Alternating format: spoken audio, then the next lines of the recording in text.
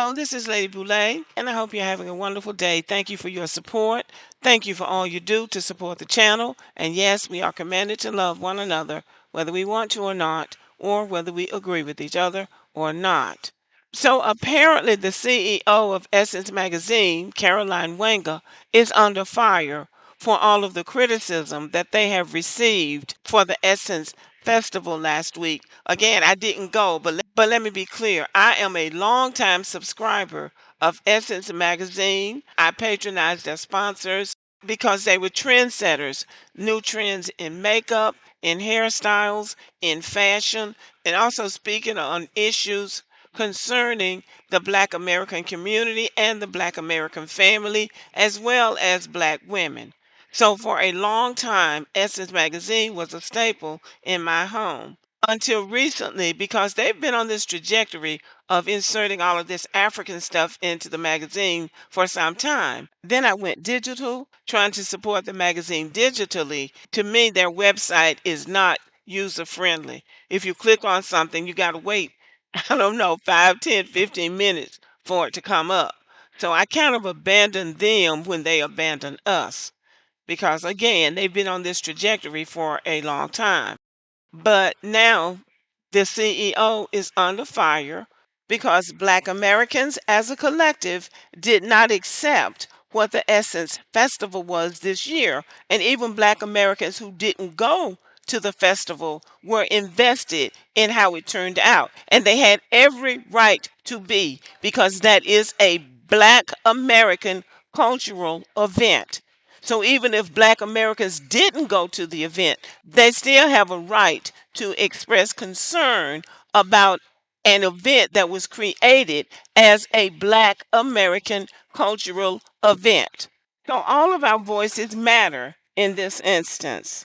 And the way these Black immigrants behave, they act like Black Americans don't have a right to an opinion. Now, they took a model that Black Americans created and basically try to inject an African theme or an African and Caribbean theme, and they don't want Black Americans to say anything because they are making it better.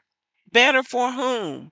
And if you are an African and the owner is an African, why don't you begin making it better in your homeland with something you created, as opposed to coming in and ruining something that Black Americans made? But anyway, she was speaking for Essence Women in Sports or something like that.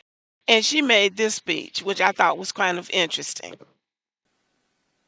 All this BS about African versus U.S. black versus Caribbean black versus Canadian black versus Antarctica black. I don't have facts to prove that. We everywhere. Arctic black. If you allow that narrative to exist within you, you're participating in dismantling who we're supposed to be in this world, y'all.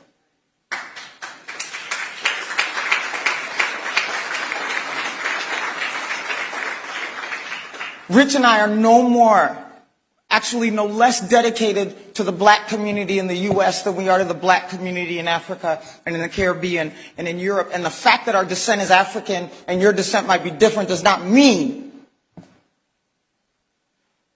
that we can't represent all. And we're not fighting for all. And we keep letting this narrative exist in the world. I told y'all this is me.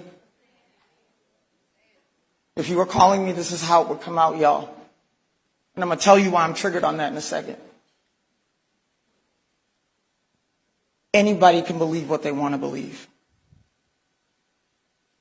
What I need the world part of this to do is to proactively dismantle the part of that conversation that is about, if you ain't in a black, I certify you don't deserve to help make black better. This is where the Black immigrants lose me. She's Kenyan. She came from Kenya. I don't know where she was born, but her ancestry is in Kenya. So if she wants to make the world better, why doesn't she begin in Kenya? Why would she want to come to America, a first world country, where you have black Americans who had to fight their way out of slavery, Jim Crow, and every other kind of malady to get to a place where we feel comfortable about our own culture and our own history. But she wants to make us better. She wants to make black better. But why not begin in your homeland? This man is the owner of Essence, and he's either Liberian or Nigerian. Both of those are places that need help badly. So why don't they start over there? And before they start screaming, Black Americans are xenophobic, Susan Taylor was the editor in chief for a very long time. She was the editor in chief when the Essence Festival got off the ground. She ran that ship for a very long time, and she ran it wonderfully. But she ran it with the Black American culture and history in mind. She was born to Caribbean parents, but she was brought up in New York. She understood Black Americans. She respected and honored the Black Americans' tradition, culture, customs, and history. And that's what she enfolded into the Essence Festival. So Black Americans are not xenophobic. When you come here and honor and respect us, we honor and respect you. Susan Taylor is still honored and respected as the former editor in chief of Essence Magazine. But she didn't try to make it into something about the Caribbean or Africa. She made it about the people that she was around, the people that she was brought up with, the people that she lived among. She respected the African American tradition and she was rewarded for it. These people are trying to merge the Black American culture into other cultures. And the only reason they're trying to do that is because their cultures don't have the influence that ours has. But they're already trying to take credit for our accomplishments. Anything that we come up with, they try to wedge their way into it. It could just be a recipe. It could be a hairstyle. It could be anything. If we come up with it and say something about it, they jump in and try to make it theirs and say, oh, you got that from us. We haven't been around you in 400 years, but we got everything from you. It doesn't even make sense. You can't even make it make sense. These are people in search of an identity, and ours seems to be the one that they want. So this woman says she's triggered by the pushback really that she's getting. I don't know when she gave the speech, but she's triggered by the division that they're calling it division, but we've never really been a part of them. They came over here and jumped on our square and decided how we are supposed to behave. And when we're saying, no, no, no, no, that's not how we do things, oh, you're xenophobic. You're divisive because you don't take their word for everything and don't accept things that they're trying to push down your throat. And anyway, aren't these the same people that said their parents told them to stay away from Black Americans? Aren't these the same people that have been bragging about what great cultures they have? Can somebody help me understand why is it they ended up on our square?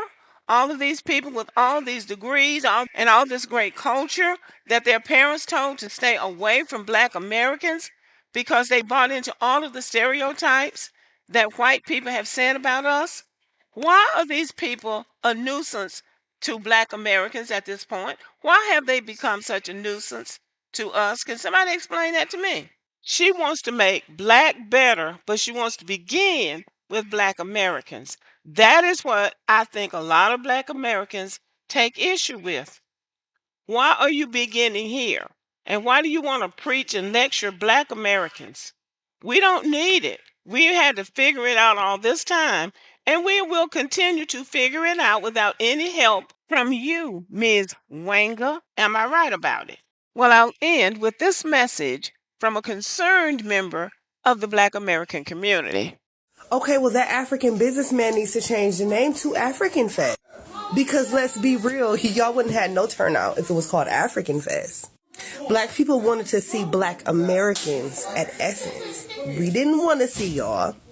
But let's be real, you have no success over here if you're not piggybacking off of us. None. Zero. Zilch. No support over here if we're not supporting you. And your time is up now. Going back home. Okay, that's how she feels about it. But how do you feel? Let me know. Thanks for listening. Give me a thumbs up and have a great evening.